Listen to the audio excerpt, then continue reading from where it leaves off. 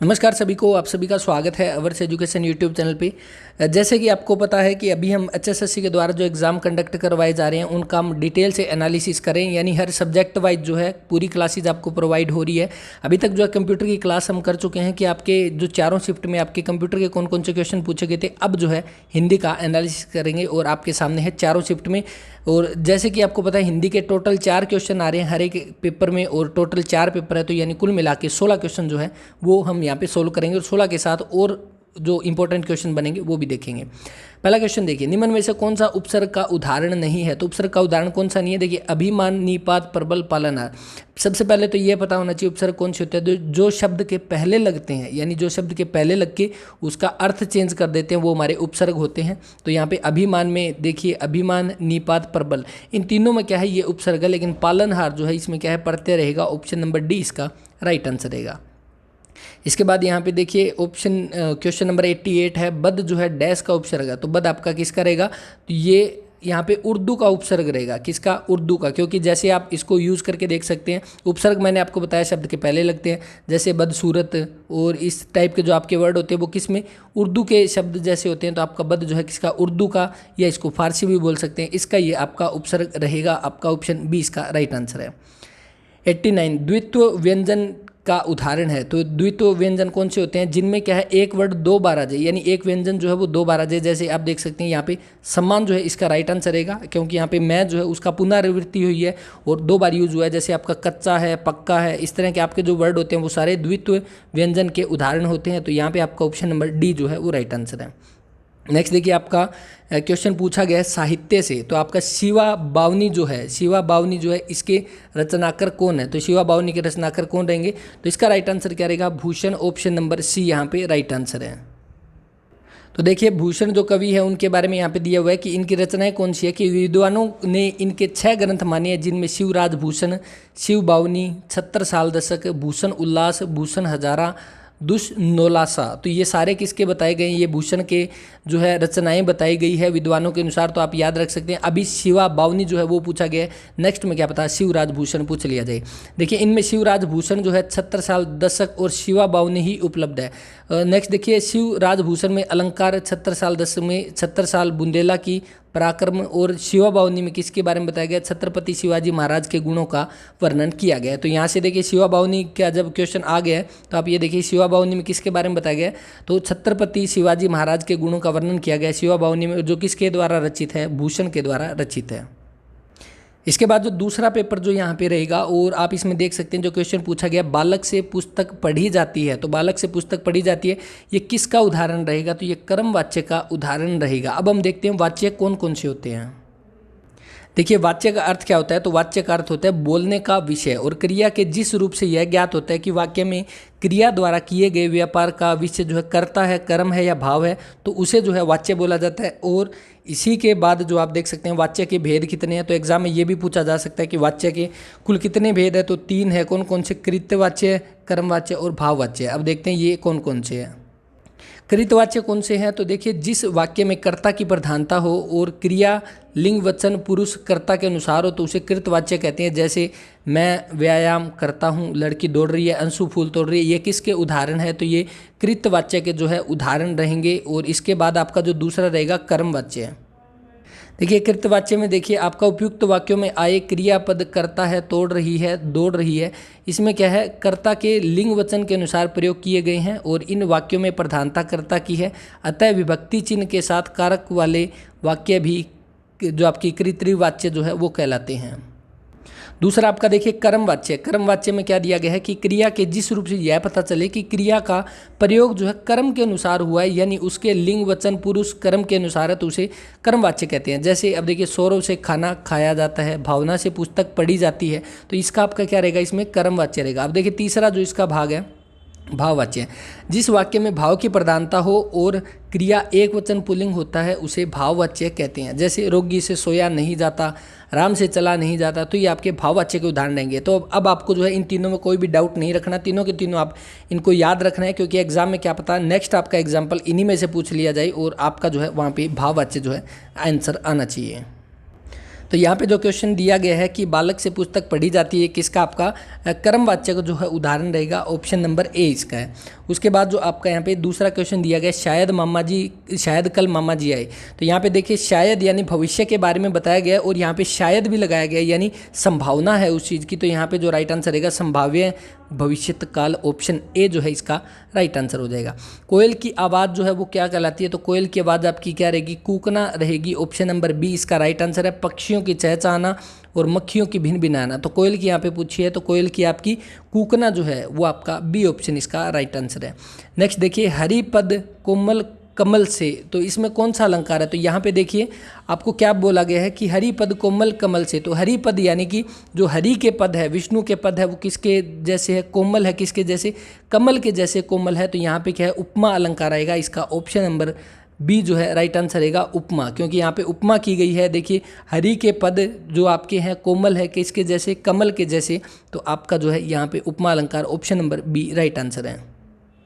उसके बाद देखिए 87, यहाँ पे 87 में क्या दिया हुआ है आपका? नेक्स्ट पेपर आ चुका है, बै वर्ण व्यंजन के कौन से वर्ग में आता है? तो आपको पता है, ये तो बिल्कुल आसान है कि पै में आता है, पै फै बै, यानी आपके पै वर्ग में आता है कौन सा? बै। तो आपका इसका ऑप्शन सी जो है वो राइट आंसर है। अंग अंग ढीला होना, इसका मुहावरे का क्या अर्थ है? तो अंग अंग ढीला होने का इसका मुहावरे का अर्थ रहेगा आपका क्या? थक जाना, ऑप्शन नंबर सी जो है इसका राइट आंसर है। क्या हो जाना? थक जाना, अंग अंग ढीला होना।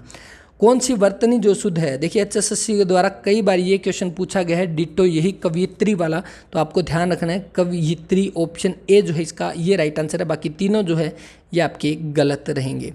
उसके बाद 90 क्वेश्चन देखिए, यहाँ पे क्या दिया हुआ है? धूमिल का वास्तविक नाम क्या है? तो धूमिल का वास्तविक नाम क्या रहेगा?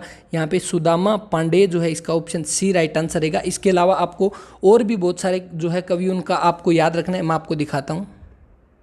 उसके अलावा देखिए आपके कुछ और कवि जो है उनके उपनाम क्या है? तो यहाँ पे देखिए नागार्जुन जो है उनका क्या रहेगा? मूल नाम क्या है? वेदनाथ मिश्र। तो आपके वहाँ पे ऑप्शन में भी है वेदनाथ मिश्र, जिनका क्या है? नागार्जुन जो है जिनका उपनाम है, या यात्री बाबा डक्कन जो है इनको बोला जाता है। भारतेंदु हरिश्चंद्र जो है इनका क्या है? तो रसा जो है। और उसके बाद वासुदेव का क्या रहेगा? त्रिलोचन जो है ये नाम रहेगा। और सच्चिदानंद हीरानंद जो आपका वात्स्यन अज्ञेय जो है, इनको अज्ञेय जो है इनका उपनाम रहेगा। उसके बाद देखिए यहाँ पे जो आपका केदारनाथ अग्रवाल जो है इनका बालेंदु जो है। महावीर प्रसाद द्विवेदी इनको भुजंग भूषण भट्टाचार्य। सुमित्रानंदन पंत जो है इनका प्रकृति का सुकुमार कवि। माखनलाल चतुर्वेदी एक भारतीय आत्मा। धूमिल का सुदामा पांडे धूमिल जो रहेगा। और बद्रीनाथ चौधरी प्रेम घन जो है इनका अब्र जो है ये रहेगा। तो आपको जो है ये सारे याद रखने। अभी जो आपका ऑप्शन नंबर ये क्वेश्चन जो आपको पॉइंट नंबर 9 है ये पूछा गया है, क्या पता आगे वाले एग्जाम में इनमें से कुछ पूछ लिया जाए। तो ये 10 एक है इंपॉर्टेंट, आप इनको याद रख सकते हैं। उसके बाद देखिए यहाँ पे जो लास्ट पेपर हमारा आ चुका है, इसमें आपको ये बताना है जीने की इच्छा। तो जीने की इच्छा जो है उसको क्या बोला जाता है? उसको आपका जिजीविषा, ऑप्शन नंबर बी इसका राइट आंसर है। उसके अलावा देखिए यहाँ पे जितेंद्रिय, जितेंद्रिय का मतलब क्या है? जिसने अपनी सारी इंद्रियों को जीत लिया हो उसको जितेंद्रिय बोला जाता है। उसके अलावा आपका चित्रस्थायी, चित्रस्थायी किसको बोला जाता है? जो चिरकाल तक बना रहे उसको चित्रस्थायी बोला जाता है। जिज्ञासु जो है इसका जो सभी को राइट आंसर पता होगा, जो जानने का इच्छुक हो उसको जिज्ञासु बोला जाता है। तो इसके साथ ही आपको ये चारों भी मतलब आपका यहाँ पे जीने की इच्छा जिजीविषा है। उसके अलावा तीनों भी मैंने आपको बता दिए, तीनों भी आपको याद रखने, एग्जाम में पूछे जा सकते हैं। नेक्स्ट देखिए काव्य प्रकाश जो है इसके रचयिता कौन है? तो काव्य प्रकाश के रचयिता कौन रहेंगे? तो इसके मम्मट जो है, ऑप्शन बी इसका राइट आंसर रहेगा।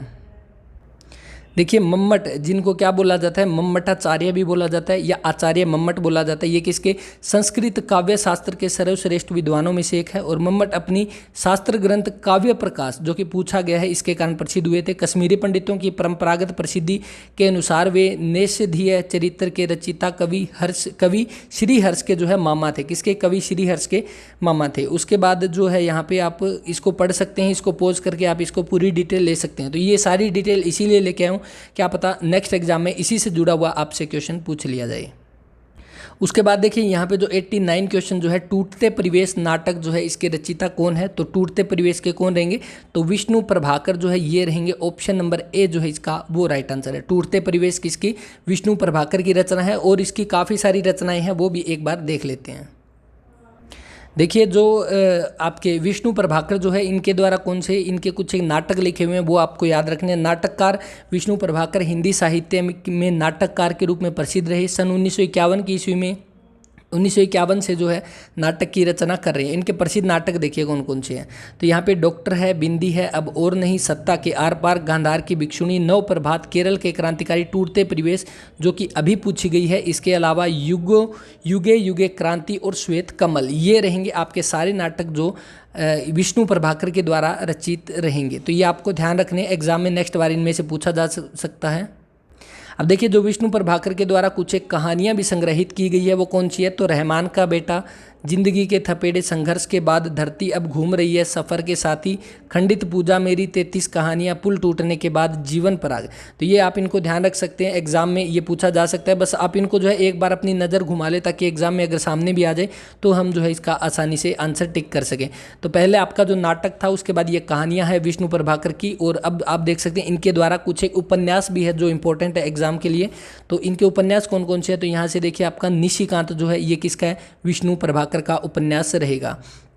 तट के बंधन जो है ये किसका रहेगा, ये भी विष्णु प्रभाकर का रहेगा। और इसमें आप देख सकते हैं इस उपन्यास में भारत व पाकिस्तान में फंसी नारियों की शारीरिक मानसिक यातना का चित्रण करते हुए नारी जीवन के रास्ते को बताने की कोशिश करते हैं। तो आप इनकी जो है डिटेल थोड़ी थोड़ी पढ़ सकते हैं, वीडियो को पॉज कीजिए और इसको पढ़िए। उसके बाद जो है इनका नेक्स्ट उपन्यास जो रहेगा स्वप्नमयी जो है, ये आपको याद रखना है। उसके बाद दर्पण का व्यक्ति जो है, पूरी कहानी केवल एक पत्र में सिमटी हुई है, दर्पण का व्यक्ति में। उसके बाद अर्धनारीश्वर जो है ये क्या सर्वश्रेष्ठ उपन्यास है, 1993 में इसे साहित्य अकादमी पुरस्कार मिला विष्णु प्रभाकर को, जो आपका अर्धनारीश्वर जो है ये उपन्यास है। उसके बाद है आपका कोई तो उपन्यास जो है, यह उपन्यास मध्यम वर्गीय नैतिकता का पर्दाफाश करता है। तो आपको ध्यान रखना है कोई तो उपन्यास है, ये भी आपका किसका, विष्णु प्रभाकर का रहेगा। तो यहाँ पे जो आपका 89 जो क्वेश्चन है, 89 जो क्वेश्चन दिया गया है, टूटते परिवेश के रचयिता कौन, Vishnu Prabhakar, option number A right answer रहेगा। उसके बाद देखिए आपका लास्ट क्वेश्चन जो रहता है कि तमस उपन्यास के लेखक हैं, तो तमस उपन्यास के लेखक कौन रहेंगे। और इसके साथ ही आपको बता देता हूँ कि अभी तक जो है आपको जितनी भी क्लासेज है उनकी प्ले लिस्ट भी बना दी गई है, और इसके साथ ही सारे जितने अब तक HSSC के द्वारा पेपर लिए गए हैं उनकी PDF भी आपको टेलीग्राम चैनल पर मिलेगी, लिंक डिस्क्रिप्शन में जाकर आप ज्वाइन कर सकते हैं या अवर्स एजुकेशन के नाम से सर्च कर सकते हैं। देखिए लास्ट क्वेश्चन आज का रहेगा कि तमस जो है उपन्यास, इसके लेखक कौन है। तो तमस के जो है आपके लेखक कौन रहेंगे, तो इसके भीष्म साहनी रहेंगे, ऑप्शन नंबर सी जो इसका है राइट आंसर है। तमस उपन्यास के लेखक भीष्म साहनी। भीष्म साहनी जिनको क्या है 1998 में पद्म भूषण पुरस्कार भी मिला है। और यहाँ पे देखिए तमस की सफलता, पद्म भूषण भीष्म साहनी के उपन्यास तमस का साहित्य जगत में बहुत ही बड़ा स्थान है, क्योंकि ये काफ़ी इंपॉर्टेंट उपन्यास है इनका, इसीलिए जो है ये एग्जाम में पूछा गया है। और यह उपन्यास भारत पाकिस्तान विभाजन के समय हुए सांप्रदायिक दंगे की पृष्ठभूमि पर आधारित है, और इसका अनुवाद 1988 में जो है अंग्रेजी में भी कर दिया गया था। इस उपन्यास पर टेलीविजन धारावाहिक भी बन चुका है, जिसमें ओम पुरी, अमरीश पुरी जैसे अभिनेताओं ने काम किया है। अब देखिए कुछ एक और इनकी इंपॉर्टेंट रचनाएं जो भीष्म साहनी के द्वारा रचित हैं, तो और उनकी कौन सी रहेगी, मेरी प्रिय कहानियाँ, झरोके बसंती, मायादास की माड़ी, हानुस, कबीरा, खड़ा बाजार में, भाग्य रेखा, जो पहला पाठ, भटकती राख जैसी रचनाएं शामिल है। और एक इम्पोर्टेंट ये भी देखिए भीष्म साहनी को तमस के लिए 1975 में साहित्य अकादमी पुरस्कार भी दिया गया है। अब आपके लिए एक क्वेश्चन देता हूँ, साहित्य अकादमी पुरस्कार जो है उसकी स्थापना कब हुई और उसकी जो है जो मासिक पत्रिका है वो कौन सी है, कमेंट करके बता देना। तो ये सारे मैंने आपको इसीलिए ये चीज़ें बताई है इतनी डिटेल में, क्योंकि अभी जो है आपको पता है उपन्यास यानी साहित्य से जुड़े हुए क्वेश्चन भी पूछे जा रहे हैं एग्जाम में, तो इनमें से जो है नेक्स्ट एग्जाम में ये चीज़ें पूछी जा सकती है। इसके साथ ही जो है ये क्लास हमारी कवर होती है। अब तक के आपके चारों शिफ्ट के आपके 16 क्वेश्चन जो है वो HSSC के द्वारा पूछे गए थे, वो हम कवर कर चुके हैं, और इन 16 के साथ काफ़ी और इंपॉर्टेंट क्वेश्चन भी हम कवर कर चुके हैं। क्लास कैसी लगी इसके बारे में अपना कमेंट जरूर दें, और नेक्स्ट क्लास आपको किसकी चाहिए उसके बारे में भी अपना कमेंट करके बता दें। इस वीडियो में इतना ही, और PDF के लिए मैंने बता दिया टेलीग्राम चैनल ज्वाइन कर सकते हैं, लिंक डिस्क्रिप्शन में है। इस वीडियो में इतना ही, मिलते हैं नेक्स्ट वीडियो में, तब तक के लिए अपना ख्याल रखें, पढ़ते रहें। जय हिंद, जय भारत।